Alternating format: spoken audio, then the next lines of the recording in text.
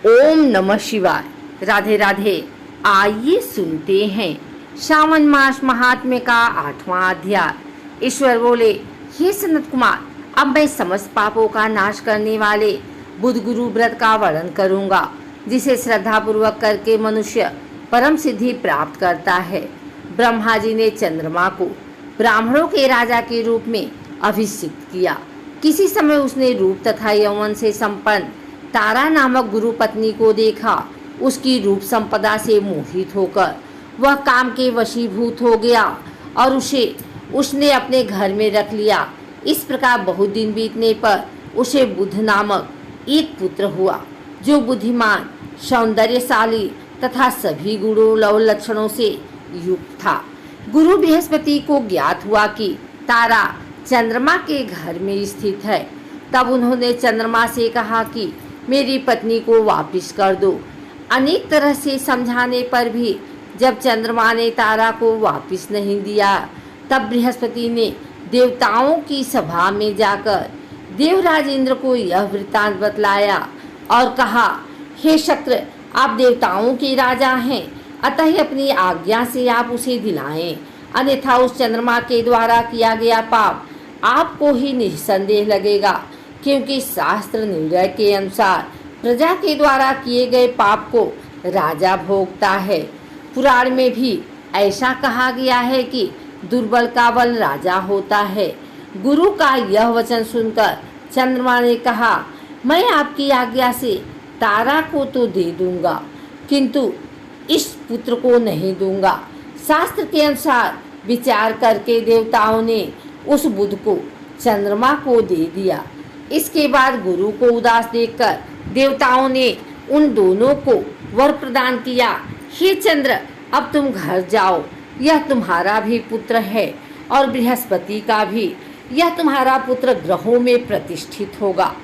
हे सुराचार्य, आप यह दूसरा भी शुभ वर ग्रहण कीजिए कि जो बुद्धिमान व्यक्ति आप दोनों बुध गुरु का व्रत मिलाकर करेगा, उसकी संपूर्ण सिद्धि होगी। यह सत्य है, इसमें संदेह नहीं। शंकर जी के लिए अत्यंत प्रिय इस श्रावण मास के आने पर जो लोग बुधवार तथा बृहस्पतिवार को पूजन व्रत करेंगे, उसे सिद्धि प्राप्त होगी।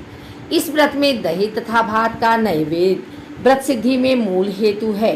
स्थान भेद से आप दोनों की मूर्ति लिखकर पूजन करने से भिन्न भिन्न फल प्राप्त होता है।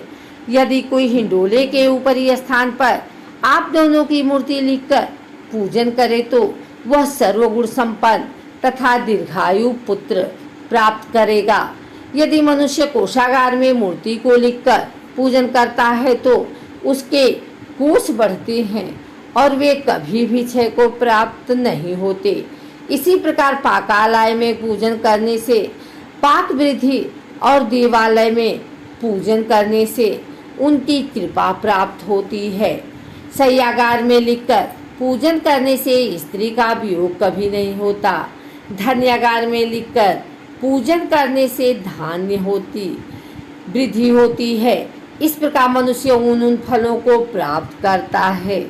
इस प्रकार 7 वर्ष तक करने के बाद उद्यापन करना चाहिए। उद्यापन से पहले दिन अधिवासन करके रात्रि में जागरण करना चाहिए।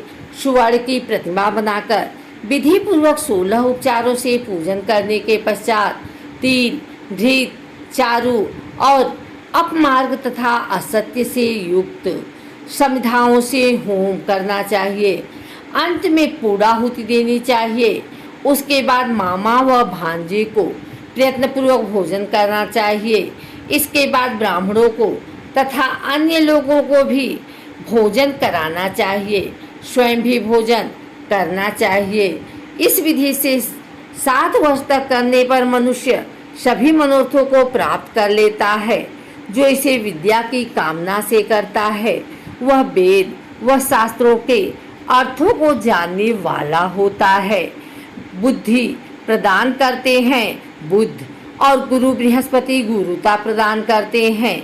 हे भगवान, आपने जो यह कहा है कि इस अवसर पर मामा तथा भांजे को भोजन कराना चाहिए, यदि बताने योग्य हो तो इसका वर्णन बताइए।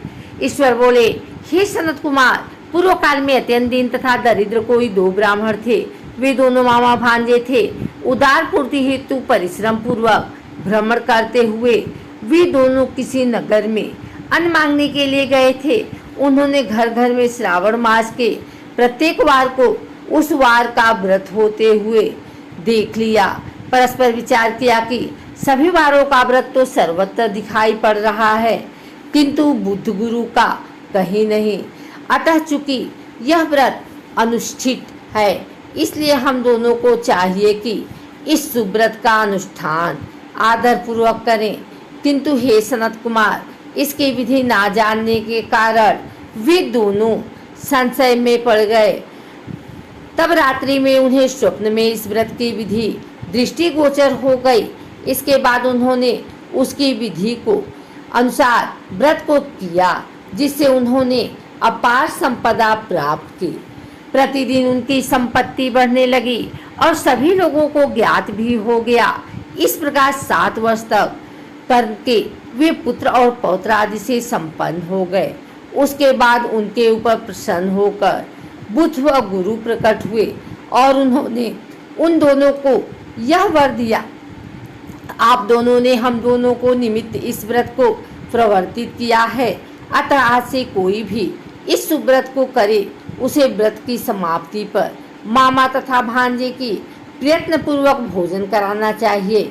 इस व्रत के प्रभाव से उसे सभी कामनाओं की परम सिद्धि हो जाती है और अंत में चंद्र सूर्य पर्यंत उसका हमारे लोक में वास होता है।